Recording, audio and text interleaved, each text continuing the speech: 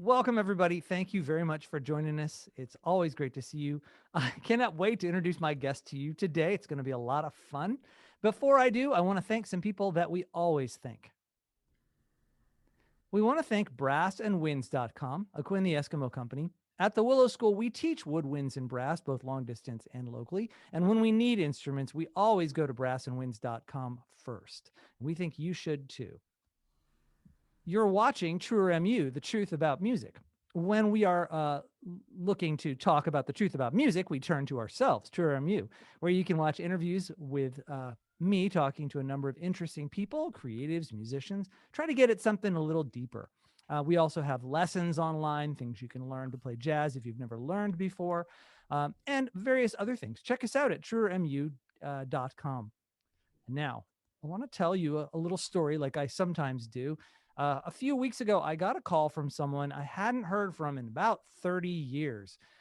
His name is Isaac Ben Ayala, and he wanted to talk to me about a Beethoven sonata, in particular, three or four little notes in this Beethoven sonata that he thought uh, were wrong, that Beethoven had actually written another way, and that the copyist got wrong immediately, and that everyone else in the world was playing this thing wrong and had been for 300 years. Well, we talked for an hour, and at the end, I had to agree with him that he was right.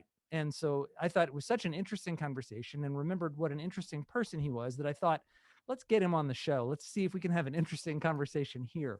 Isaac Ben Ayala is a composer and pianist who works in the New York area. He's composed music for American Masters, as well as the films Evening and Shades of Grey. As a pianist, he has worked with Quincy Jones, Ray Charles, and Wynton Marsalis, among many others. And he's led his own groups all over New York City. Isaac, welcome to the show. Hey, thanks, Adam Cole. How are you? Good to see you again. It's And good I to see you. should tell you, it's Isaac Ben Ayala. Did I? So I have pronounced your name wrong. I it's apologize. okay. It's been It's so many Ayala. years. It's Ayala. Ayala, Isaac Ben Ayala. Thank you Yeah, for correcting me, and no, now everyone no will problem. know. I said, no, I get it. And the funny thing is, I get spelled a million times in the different ways. I never forget. I was on a puddle jumper to Philly one time, and I ran into Isaac Hayes, and I said, you know how tired I am of people calling me Isaac Hayes? I wouldn't be tired of that. He's like, he signed my glossy and everything. He says Isaac means happiness. May you bring happiness with your music. So it was one of the most special signed glossies I got. That's really nice. Yeah. You were double threaded over then. You were crazy. You did historical performance, classical music, and jazz all over the place. Truly an envious thing to a talent. Really enjoyed listening to you play. I want to talk about your background, how you got there, how you got here, and we'll listen to you play some too. Are you ready? Absolutely. Okay. All right, Isaac Ben Ayala. The first thing I know about you is that you went to South Shore High School, and this school apparently it's no longer in existence. It closed a number of years ago, but it was massive. This school, I think 6,000 or 9,000 students. And one interesting thing about the school that I learned is that on your graduation day, 1987, there was a riot. Do you remember this? Yeah, yeah. And me and my sister, we were both pretty good students. She ended up 10 in the class of I think 625 was our graduating class, and I ended up 13, and we won all these awards. But we knew, as New Yorkers, get the hell out of there. We saw the writing on the wall, and we just said, okay, good luck, guys, we're out. And we did. But yeah, we heard about it. It was sad, and as a footnote, one thing about that I was asked by the principal, who was at the time Rena Stemple was her name, and first she just put out a competition to write an anthem, an alma mater for the school, because we didn't have an alma mater. So of course I just wrote the whole thing out. I printed it all up. I had an early music program at the time. I forget. It was really hard to input everything. And wrote up printed copies for everybody from the chorus to the full big band and orchestra, and presented it right on her right in front of right at her office. And so it stuck. That was the it's called the South Shore Anthem. Yeah, it was. If you heard I did it like really typical, like let me just try to see if I can remember this thing. You got me thinking about it. Oh, let me try again a key. I could sing in. Oh, South Shore alma mater, let every girl and boy, like thine own son or daughter, sing thee with pride and joy. And so we take this moment to thank thee, South Shore High. Thy glory we will cherish, thy memory will not die. Thy gold shines forth like morning. I don't remember the really No, that's really and pretty. pure. And then the purple. Thy purple shines, glows like evening, majestic, bright, and pure. And so we take this moment to thank thee, thou shalt Shore High. Thy glory we will cherish, thy memory will not die. And so we take this moment to thank thee, South Shore High. Thy glory we will cherish, thy memory will not die. Awesome. South Shore Anthem by Oh yeah, that Ayala. was wonderful. It was a lot of fun. We did it at my graduation. And and they all sang it. Yeah, I conducted it. Oh, The whole wow. full choir, the full both or concert band, stage band, and orchestra, which I all So played in. You know, I got the music award, and yeah, I was put it this way, I was a big fish in a small pond, and I had a chance to go. I never forget. They accepted me at both LaGuardia and music and art, but then they told me I had to take another instrument, and I was like, other than piano? I said, "Nah, it's not going to happen." So that's why I ended up at South Shore High School. You oh, know. wow. And you were a music major there. Oh yeah, yeah, of course, Yeah. yeah, yeah, Right. yeah. Yeah. I Did mean, everything. right, because you're conducting and you're composing and you're arranging and Composing. I you're did. doing it I all. was involved in all the Music bands. I and was in the jazz band and then the orchestra. I played timpani in the orchestra. You could when did tune it, you and start nobody could. making music? At 1 year old? How old were you? Oh, jeez, Louise. Yeah, yeah. You know what it is? Here's what started me on music. That thing. Somebody came by and let us play one note on an accordion when I was a kid, and that's why I saved. That's my first accordion. It drowned in my apartment in Brooklyn when I moved back after Oberlin and working on cruise ships for a couple of years. And then I came into a basement apartment, unfortunately, like these hurricanes, but it wasn't a hurricane. It was just a lot of flooding. The boiler broke, and then I stepped in. I'll never forget. I was in a tuxedo, stepped in up to my knees, and my lovely accordion was just finito. Mm. So that was the end of that. But I've bought two accordions since. I still play accordion. Your accordion died, but your music education continued. Of course. You that melody you wrote, very sophisticated for a high schooler. I mean, it's very Bach-like and appropriately Bach-like. A little Elgar in there and a coda too, a little extra at the end. Very sophisticated. So, I mean, how'd you learn to do that? Well, I see. When I came up, when I was in high school, I started at Manus. Back when it was on the Upper West Side, and I was into music from a young age since I was 7. Like I said, when somebody let me touch that note, Yeah. and that was it. So my father nurtured me and allowed me to. I bought a piano for me, and I studied with Roberta Cossi at Manus School of Music when I was up in the 70s, and then by the time I got to, that was younger. And then by the time I got to high school, I was accepted at Juilliard for the preparatory division, but they didn't have enough money scholarship for a poor kid from Brooklyn.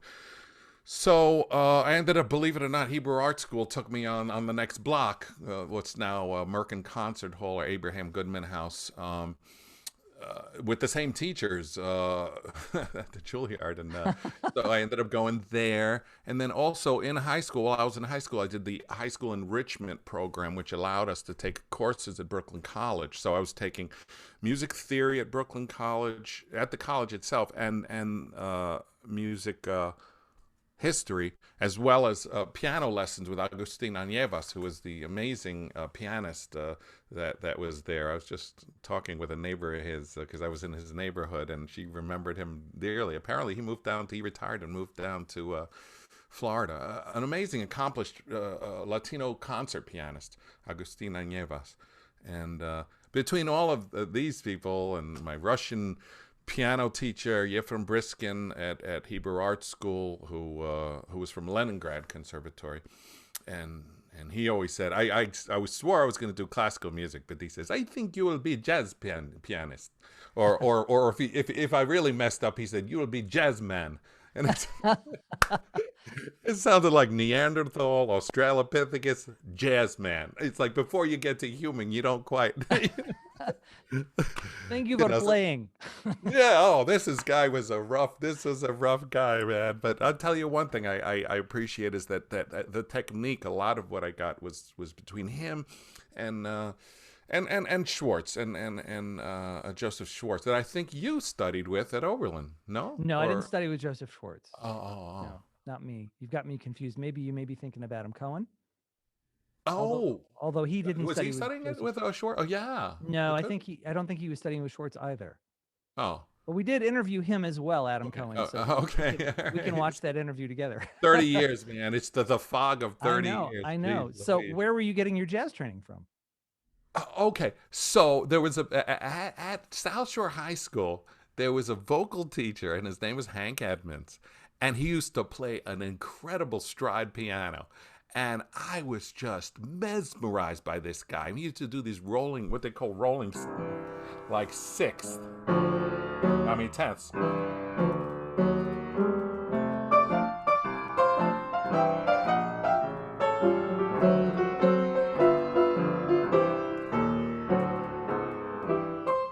And I used to sit there and just watch.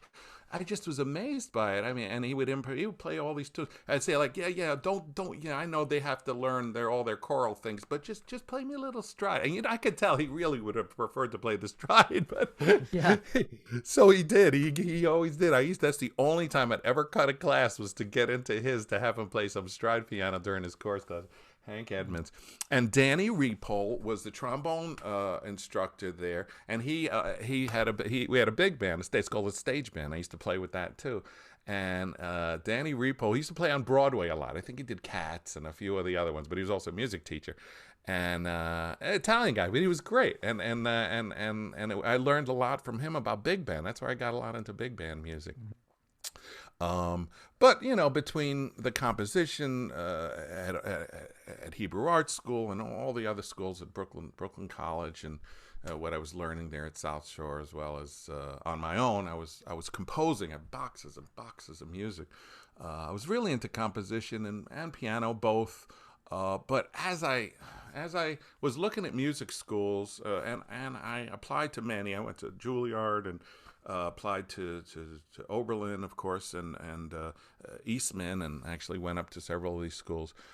What I really liked about Oberlin was the historical performance department, which is what I ended up majoring in. My major ended up being the harpsichord because I was a Bach head. I mean, all I wanted to play was Bach, classical-wise. And even composition-wise, I was composing fugue after fugue, and so that was what kind of drew me into Oberlin. And funny as it happened, I ended up switching. I just was like, this is where it's at. I mean, this is just this is what I want to be doing. Historical performance. Yeah, even at the end, I kind of, when I looked at, I was just funny because, like you said, I was doing the jazz as well. Even I was in the Oberlin Jazz Ensemble, and I was even playing with Wendell Logan's own ensembles. So we were playing in Lorain County, we were playing in Elyria. And the Swing Time Big Band. Don't forget. Of course, that one too. That's right. I ended up conductor of that thing. I played with it for a while, and then I'm conducting. We played basically the charts we were playing in Swing Time was all the stuff I had been playing for years in stage band with Danny Repole. Right. So that was a riot. But the early music, I was also like a go-to continuo player because they were all violinists and singers who were calling me to play, for their senior recitals Hmm. and junior recitals on continuo, and I loved it. I mean, nothing like playing. It's like, you know what it is. It's kind of like, it's similar to jazz in that playing with a gamba player, the left hand bass line, while you improvising chords over the chord changes, which they do with the numbers. They're different kinds of the way they do the numbers in the figured bass of the harpsichord than the numbers the way they do in jazz. But they're very, very similar. Um, Let's be sure we clarify for the audience, most of whom won't know what continuo is. It's, essentially instead of seeing music that tells you exactly what to play, you're given choices. You're given some numbers and a bass line, and you get to make up your own classical music on the spot. This is Baroque, early Baroque stuff. Exactly. That's pretty much it. And but as long as you carried the affect, they called it, of the particular feel. In other words, if they're doing a lot of, if your line is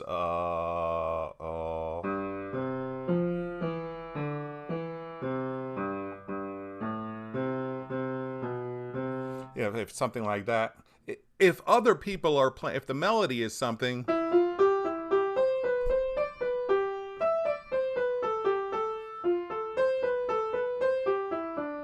if it's like 16th notes and things like that against that, then your improvisation should have something similar in feel. That's called the affect. So I would so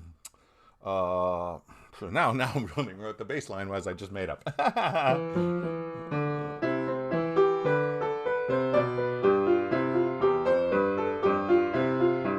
So I might do something like that, or to complement in places where they're not playing. It's very similar to what they call in jazz comping. So in jazz, if the sax player, if you're playing, let's say Monk's,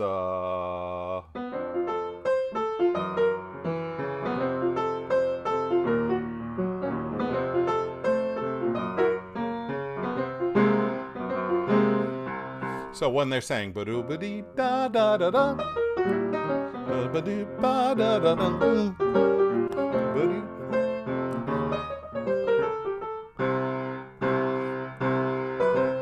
So that I would play something like that to complement what they're doing. So it's a matter of, it's like a dance Uh-huh. that you're doing between the soloist and the accompanying keyboardist. So it's exact same thing in the Baroque era, and the feel of it should complement the feel of the other. So in that manner, Baroque and jazz are extremely similar to each other, to the point that when I looked at my harpsichord teacher, never forget, Lisa Crawford was just a gem and just amazing harpsichordist and just an amazing instructor.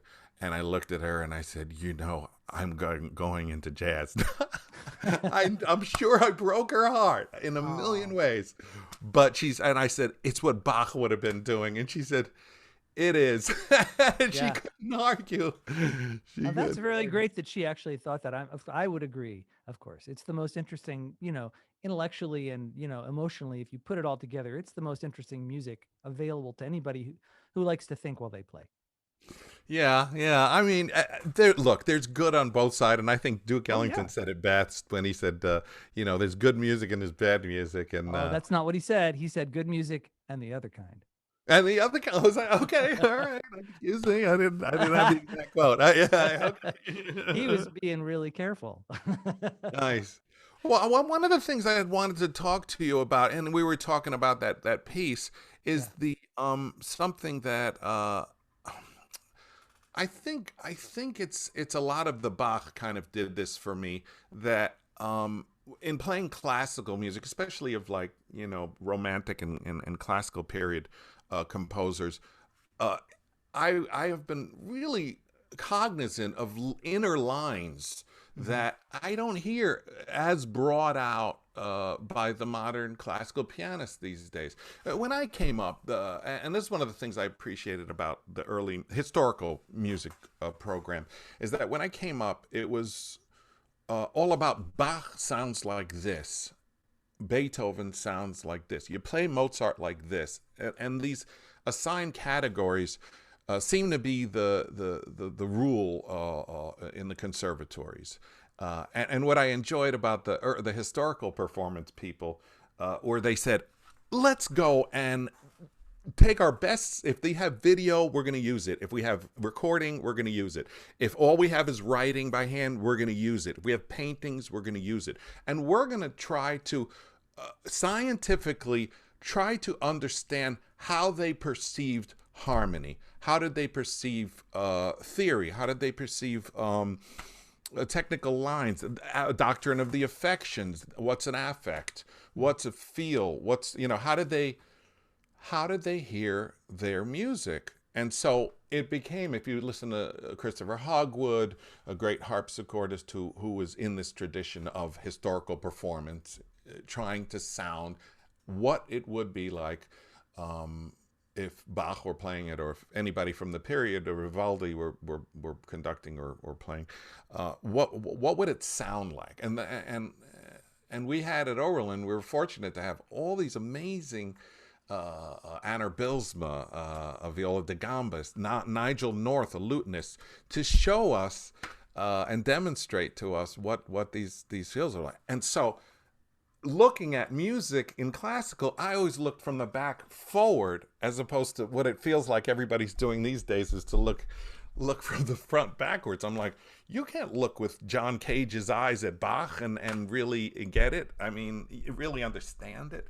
And so, anyway, so No, what no, I not just, anyway. I'm very curious about this. When you say how people heard music back then, I have a sense of what you're saying, because after all, if you listen to medieval music, or music of the Middle Ages, it's very different kind of music. It's not even the same, but we tend to listen to it and think, oh, that's just a variation of the music we know. But it's the other way around.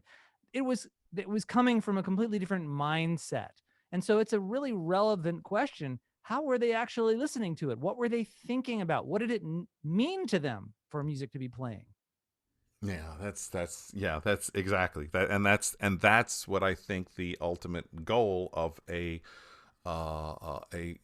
an instrumentalist or conductor or musician who is pursuing historical performance, to do what was Bach thinking, or what was Vivaldi thinking. Yeah, here's one thing. Here's interesting. Everybody plays with so much vibrato on the violin. It's assumed that when you play a G, you don't just play a G. You're doing all that. And yet, to hear them play like Baroque music that way, all I could think of is Vivaldi's quote when he went one day to a school of music where he said, I heard the violinist would shake their hands as if they had the palsy, he said. That was his quote. This new style of playing. And I'm like, oh man, they're playing all your music that way these days, bro. So, I mean, yeah, I mean, it's a whole, and the people, I don't know. Maybe it's the New Yorker in me as a jazz musician. Of course, I grew up listening to BGO. That was the other way I heard jazz, is just listening to the real thing, Yeah. on the radio, Coltrane and Miles and Sonny Rollins and everybody else. I didn't know who anybody was called because I was hardcore into classical, but I listened to a lot of jazz. I knew when it was swinging and when it wasn't. That I knew. Mm-hmm. But I never forget that. Just coming up, just understanding that you can tell the real thing when you hear it. So when I listen to classical music, for example, and I listen to just an average group from Italy, like Firenze, Florence, or maybe and anywhere, playing Vivaldi, I mean, I hear like, wow, yeah.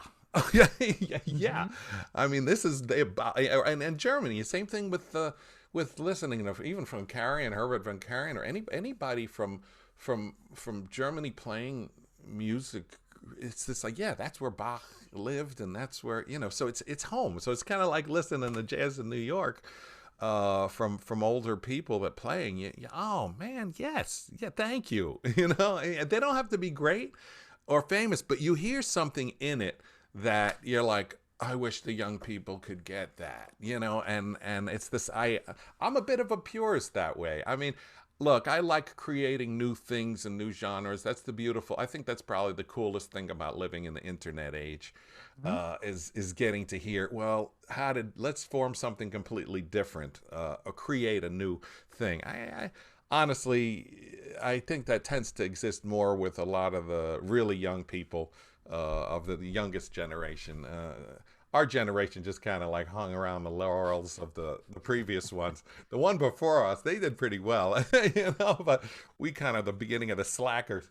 Uh, the the new generation, they're very nostalgic for the old stuff because the stuff we probably consider relatively recent, and the stuff that we consider old, they're starting to get it. But it's cool to see them moving into new sounds and new, I guess, ways of composing and new ways of experiencing music in general. But that's So from a compositional standpoint. Yes. right. I was going to say, you are not only a historical performance nut, you're a composer too. You have the germ and an improviser.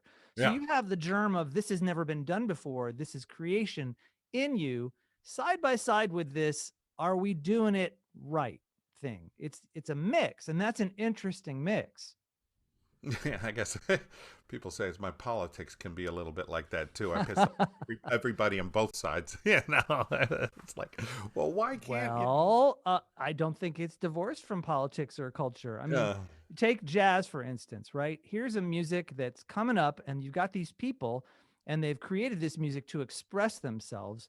And then the dominant culture in the society comes and takes it away and says, it's actually this. And then they make all the money on it, right? I'm thinking about, for instance, Paul Whitehead, who, claims to invent jazz, and makes all this money. And throughout, there's this struggle with people who create the music versus people who turn it into something that is marketable and then declares that the music. yeah, that's it. That's interesting. You brought up a subject that's kind of, you know, it, I kind of something in me just kind of just like wow, was just amazed. I had a chance to. I was hiring a saxophone player, Bill Easley, really great saxophone player. And he should be hiring me. It's just at the end of the day. And this guy's he played with Isaac Hayes, so that conversation came up. He played with Isaac Hayes, and he played with a lot of people back in the 70s, 80s, and I heard all kinds of funk recordings and jazz recordings and everything else. And he said to me, the kids these days, he's very prophetic. He preaches a lot. The kid, he's down south. He's from North Carolina, South Carolina, one of the two. Uh-huh. The kids these days, they think it's all just fun and games. It's just, oh, jazz is just wow. We're gonna just have such a great fun time. It's just a lot of fun. It's not a lot of fun. he says this is coming from our pain and struggles, and you can hear that in every bit of it when somebody's playing it right. Mm-hmm. And that was just, I mean, man, wow, that was deep. That was deep for me, man. I'm still working through that, because I agree, but I do have a lot of fun on these jazz gigs. I can't lie, and he Well, does too. Don't get me wrong, but it was right. interesting to hear him say it that way. It's a good point. So, I mean, all right, I'm going to take a quick detour here. I think it's related, but I'm Okay. not sure. Maybe you can help me put the pieces together. You were talking Yeah. about how Gen X is riding on the laurels of the generation before us, and I would agree to some extent, but I'll also say that the generation before us and the generation before them, there were a lot of neurotic, damaged musicians. They may have been amazing, but they were also crazy, and they had been basically whipped into this freakish shape, and that wasn't necessarily the best thing for the music either, or for them. So, I mean, yeah, music can come out of pain, but if that's all there is, then you have a problem. Yeah, yeah, and the joys I think came out of, uh, again, I'm really talking about where it comes from. I mean, you can't speak about jazz. I never forget. I used to talk all the time with Max Roach on the phone. On the phone, we had a regular phone call, and he he used to hate when I'd say the word jazz because of its origins. Of course, Hmm. jazz It's like a is, sexual organ. Yeah. yeah, well, yeah, it was a negative thing. It was just like, yeah, you just, you're whacking on, whatever you want to Right. say. But so that's that, and so and so what do you call it? What do you want me to call it? I mean, and the fact that it came out of this is the classical music of the African American community is really probably the best way for me to try to explain it if I had to, talk it over with somebody from Martian that just landed on Earth. There's the African American, they were enslaved, and then but they mixed in a little bit of the classical music they heard from Debussy and all this, but they created their own voice out of the blues and out of the call and response in the fields, in the cotton fields, as slaves, and then ultimately through freedom and Jim Crow and horrible history, and you feel a lot of the pain of this and a lot of the relief when things are released and things are and they're allowed to have freedoms and create, and this was their freedom, and so anybody doing it needs to understand that and at least respect that. I never forget Keith Jarrett, another really great musician that I had a regular conversation with before he passed, and he passed recently, and he rest in peace. Really pissed me off. I mean, his reaction to that concept. I was like, well, because I asked him, I said, well, how do you feel about bebop and Charlie Parker and Dizzy Gillespie and that and he was kind of flippant about it. I mean, he was like, well, I like to bop, yeah, sure, but it was just like, wow. I That's a mean, little for dismissive. somebody that believes the way I do, I mean, that's a hard line as for coming from somebody that, although people think he's black, he is no way black. Hmm. He is of European, strictly ancestry. So to hear him go like that, I was just kind of, wow, okay. And also much more of a pure improviser than an interpreter of jazz, although a very good Oh yeah. interpreter of jazz, brilliant jazz Oh, musician. he's amazing. I mean, that Right. that was But one of my first as a classical pianist. I mean, I was in love with him. right. But I more just known for his own improvisations, like hour-long or 15-hour-long hmm improvisations, hmm you know? yeah, So the I mean, Cologne concert, and I mean, yeah, just start on a theme, and then right. just Putting see a where it certain amount builds of from faith in there. his own playing and his own self as opposed to what he Amazing. gets from outside. Yeah, yeah, yeah, yeah. And they would just and before you know it, he would be grooving and Right, whatnot or right. whatever else. But to see it work from the smallest and grow into something bigger, and he was an amazing improviser. May he rest in peace. Now, didn't you I love. study with my teacher at Oberlin, Neil Creaky? Weren't you studying with Yeah, that's right. You were studying with Neil. I studied with Neil for 2 years, and it Oh, was I such a loved it. joy. I He's an love Neil. unsung hero of jazz, just a brilliant musician that not nearly enough people know. His whole family apparently has a name on the island of St. Thomas. He's from St. Thomas, Right. and the Creaky, Levita Creaky. I'm trying to remember. Roan or Rome Creaky. There were several. That's a musical family on St. Thomas. If you go to St. Thomas and you ask about the Creaky family, everybody knows. Everybody knew. At Well, least they did 20 years ago. Maybe I don't yeah, know. yeah, yeah. So yeah, Neil was incredible. I never forget we'd have those two pianos at Mhm. Oberlin. I love that. Two beautiful, gorgeous Steinways, and he would, I would come up with some ideas, and then he would come up and back and forth. And he's like, "How about that?" He was I love. suffused with joy. He had the same Errol Garner type joy when he played. And Yes, he did. Yes, that was he. the thing he taught the most. He didn't really care how I wasn't very good when I was studying with him. I was terrible, but No. he didn't care. He was just interested in getting me as good as I could. Yeah. And Yeah. what I took from him was that core of joy that says, this is what's important. hmm This here, Exactly. me smiling Exactly. while I'm playing, me laughing Oh while I'm man. playing. Yes, he was. Yes, he was. Yes, he was. Yeah, I'm glad we got to tell you. Yeah, you're bringing back memories over here, Neil. I Well, love Neil. yeah, Yeah. that's so, I'm thinking about you going forward. You've gone on, you did some interesting work here. Now, first of all, I'm curious, you went to Cleveland for a couple of years. You stayed in Cleveland. Cleveland is just outside of Oberlin, and you were there for a Well, couple believe of it or not, no, years. no. I actually stayed in Oberlin. I commuted all the time up to Wow. Cleveland. I gigged in Cleveland. Yeah, I worked in Cleveland as a jazz musician. What'd you Well, think of and the as a Cleveland jazz scene? Well, I did a lot of things. Again, I wore a lot of hats, literally and Yeah. figuratively. I was at Caramoo, the like one of the first African American theater companies. Caramoo House is the name, and originally I did a thing with Howard University choreographer Danny Duncan, a thing called Generations, Hmm. and then. After that, they commissioned me to write the what's called the Swing Mikado. So I took the music of the Mikado and swung it and wrote arrangement for big band. And I actually brought in a bunch of Oberlin people to perform it there at the Caramoo House. Came out nicely. We did, did a nice little run with that, the Swing Mikado.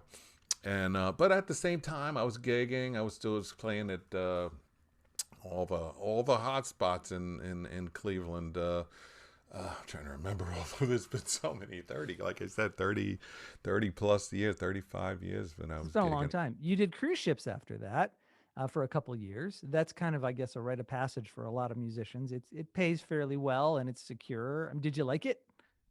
Well, it's funny. It went from it went from really amazing. I started playing was I did a classical aboard the QE2. It was the first cruise ship I ever took, and I'm playing two concerts of classical music, all black tie. Everybody's in black tie, and you could bring your manager, and I did. And that was my sister.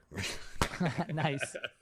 and and I'll never forget. I was playing this Brahms thing, and we were listing so much that every single time I would reach, I had to do these octaves that came. The octaves came out here. I don't remember. Something. And by the time I would get there, the thing would be moving. It was You like should have played Liszt. it was a. I'll Oh be man. here all week. Okay. Yeah, no, So I'll be here. No, I do play, but it's funny. I was just thinking about that because that's the last thing I played on this piano was Liszt. I use it as a tuning thing because it goes through so many keys that mhm. I like listen to the piano, and if it's like if it could make it through this, what is it? What's the The Liebestraum? Liebestraum? Yeah. Yeah. What the, how does Liebestraum go? No, no. Now you Da, got na, me. na, na, na, da, na, na, na, na, na. Yeah, yeah, yeah. Right. Yeah. So yeah.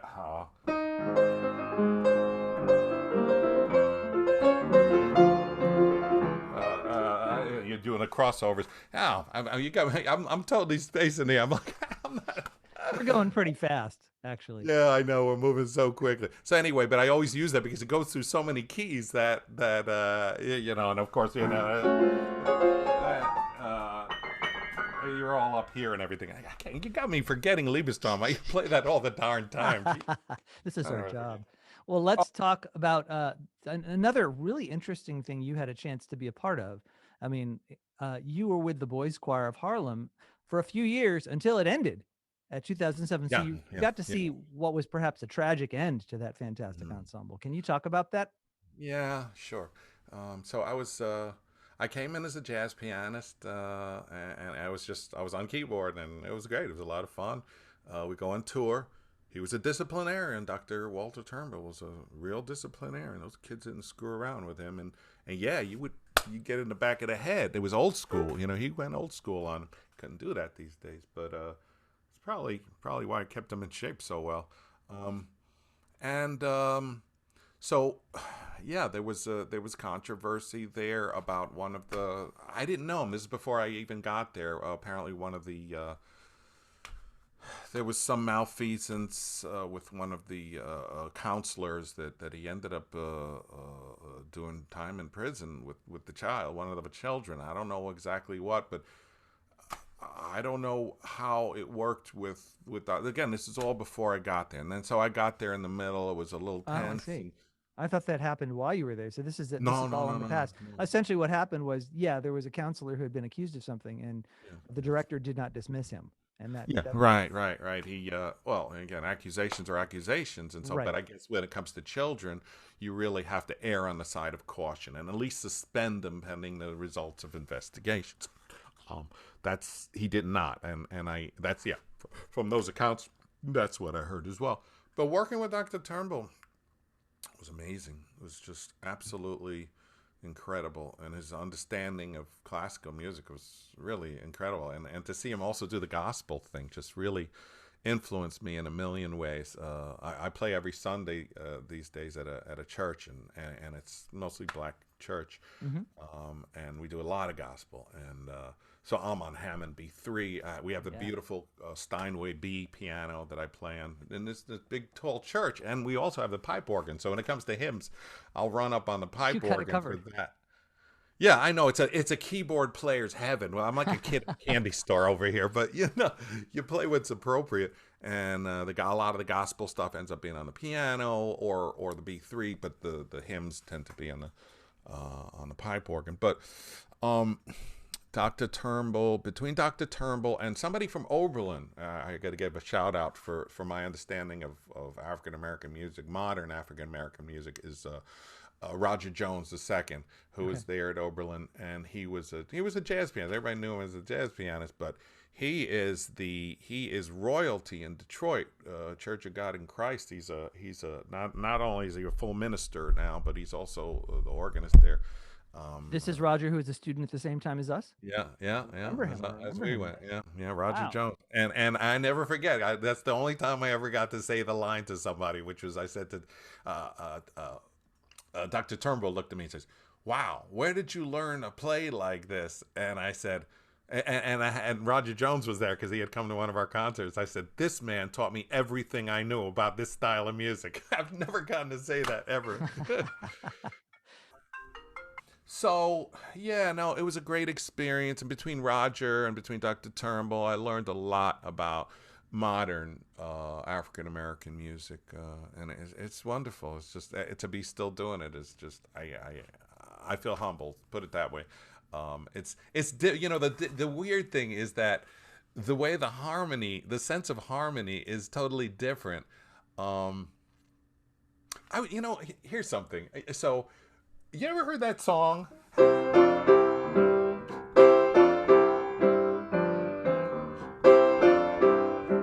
Happy birthday, Oh, happy. sure, sure. That the Stevie Wonder song. Yeah, yeah, yeah. I Happy hated it. I've birthday. always hated it. I've always hated it. I can't lie. I hated that song with a passion. I even met Stevie Wonder when Wendell flew me back to Oberlin to play for the brand new jazz building. Stevie Wonder was the guest artist. And I love all of everything else he's done, but I hated that one. And I figured out why he did it the way he did. First of all, it's in three measure phrases. I had to buy the thing these days because I see all these black people every day, and I'm sitting there playing it, and I'm like, they don't want to hear that. I know what they want to hear. They want to hear that Happy Birthday song. I said, but I hate it. I can't stand that song. I said, well, what am I going to do? I said, just go and buy the damn song. And so I did. I bought the song, and then I thought about it. Why did he write it so weird? And I said, I know why. Because only black people are going to be able to sing that song. Why? Yeah, right. Why? Because white people are going to want to hear 1, 2, 3, 4, 1, 2, 3, 4, 3, 2, 3, 4, 4, 2, 3, and then 1, 2, 3, 4, 2, 2. It doesn't fit in those boxes. The He Hemiola. purposely he purposely Yeah. did not put it in those boxes. So Right. you have happy birthday for happy birthday to you. Happy birthday. Yeah, you're It's right. No. Yeah. embarrassing. It throws me off every darn time. I'm like brainwashed on classical music. I can't, you know what it is It's that. everybody knows the recording. And so if you know the recording, everybody just sings along and they know the words. They're lyrics driven because their knowledge of classical music is nil in most cases. And so they know the track and they can sing perfectly along with the track. And most white people don't know that track. They just don't have the track cold. They don't hear it all the time. Right. And so it's one of those. It's a rote kind of a situation. Let me see. Let me see if I can find this thing here. Because what I found interesting when I looked at it, and there's some really cool things in there. I mean, what he does on the bridge, what he does on the transition Hmm. section, are absolutely it's genius, and it's really it's good music. It really is.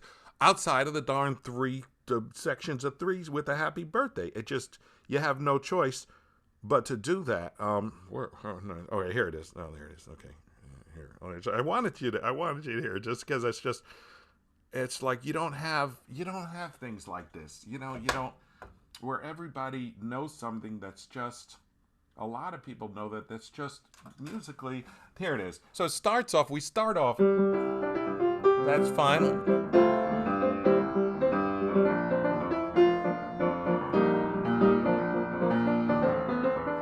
Cool, we're good.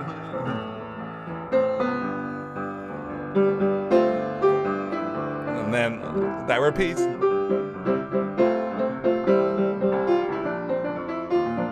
Kind of Caribbean. Neil would love this. Yeah.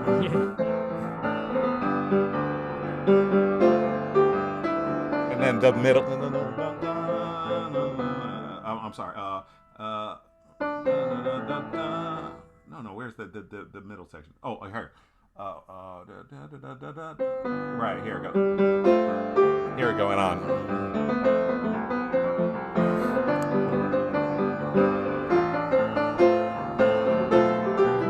Happy birthday to you. Happy birthday to you. Happy birthday. Happy birthday to you. Happy birthday to you. Happy birthday. So here we go. Happy birthday to ya.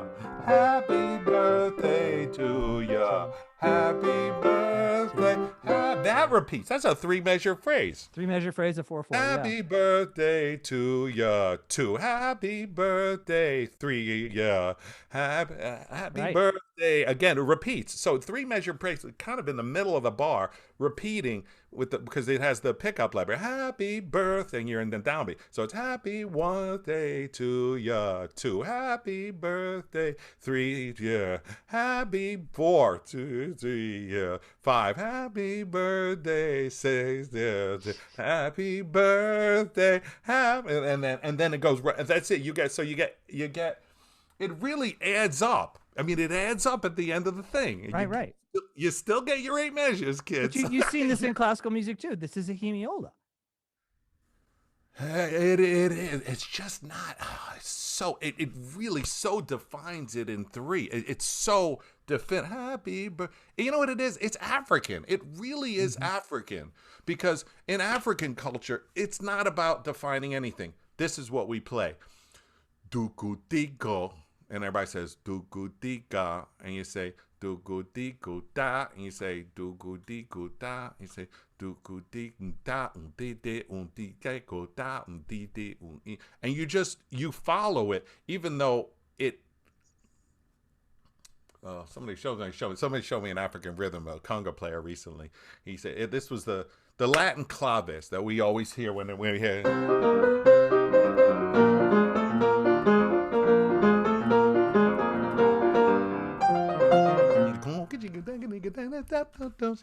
Right. She does that pretty good. But anyway, the Latin thing. So I say, how does that thing? How do you play? What are you playing on the congas? And when he did it, it took me forever to learn how to do this thing, because to me it was just all backwards. Say do gu di ga do da da.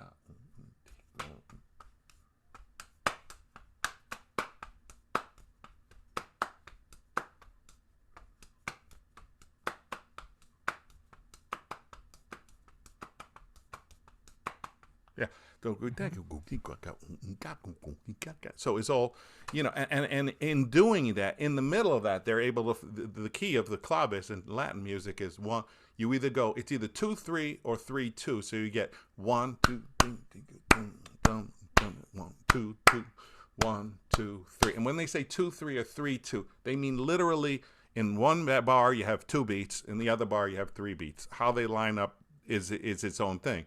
Rest, dot, dot, dot, dot. That's essentially quarter, quarter, and then dotted quarter, tied 8th note to a quarter, and then a quarter.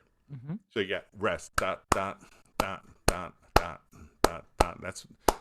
That's one of them. Or the other one, which is 3-2, and that's the opposite. dot dot dot dot dot dot dot dot dot dot. So what you play against that, if you're playing the if you're playing on the if you're playing on the timbales player, he's gonna play for if it's 2/3, dig it down down down.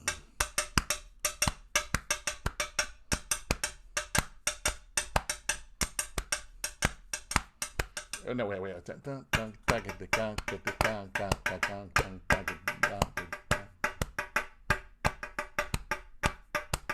So, but he's accent. Now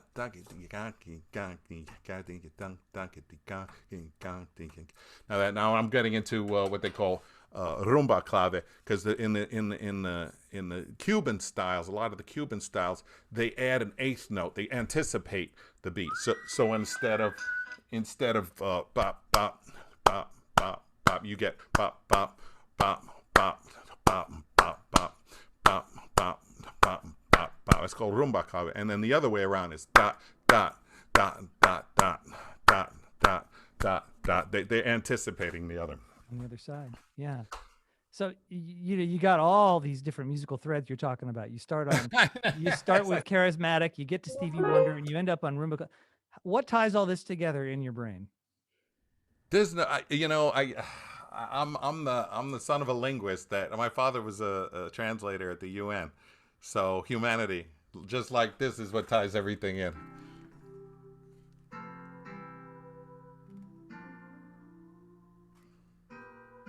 What is going on? Oh, jeez, it's playing Happy Birthday. Ha! Prayer for humanity. That's what ties everything in. Our humanity. So this is a recording you want to talk about? Yeah, but we're gonna have to do it another time, or Why? later, because I have a lesson to teach. I understand. I could tune in an hour or any other tape, but we would have to revisit So this another time. this is really fascinating. Let's do this. Why don't you tell me and tell our audience where they can find your music and learn more about you? Well, my music's on all of them, Amazon and Spotify and YouTube, and that's pretty much it. I'm an indie guy, and You have a website, I right? never associated with any labels or with any. I'm an ASCAP composer, and so I have my music is registered with ASCAP But you have a through website too, seven right? music. Say it again. You have a website. I have a website, yeah, isaacbenayala.com, and there's you can find that. I gotta pull up one of these things. There it is, isaacbenayala.com. Yeah, It's not visible, but I can it's put not it in the, visible. Yeah, you can see it. I can put it in the comments section. I can put it in And the that's description it. of our video. And yeah, or go to Seven Music 7 Publishing on ASCAP. Okay. Well, so we obviously have lots more to talk about. So we'll schedule another interview where we can get you back here. Does that sound good to you? That sounds great, Adam. Looking forward to it. Thank you. And thank you, folks, for joining us. I hope you had an enjoyable, wild roller coaster ride on this conversation with me and Isaac Ben Ayala. Did I say it right? Wrong Yes, again? you said it perfect. Isaac Ben Ayala. That's it. Isaac Ben Ayala, thank That's you it. very much for talking with us. And Thank we'll you so see. much, Adam Coles. Great to see you again, as always, man. Great to see you too. Stay healthy.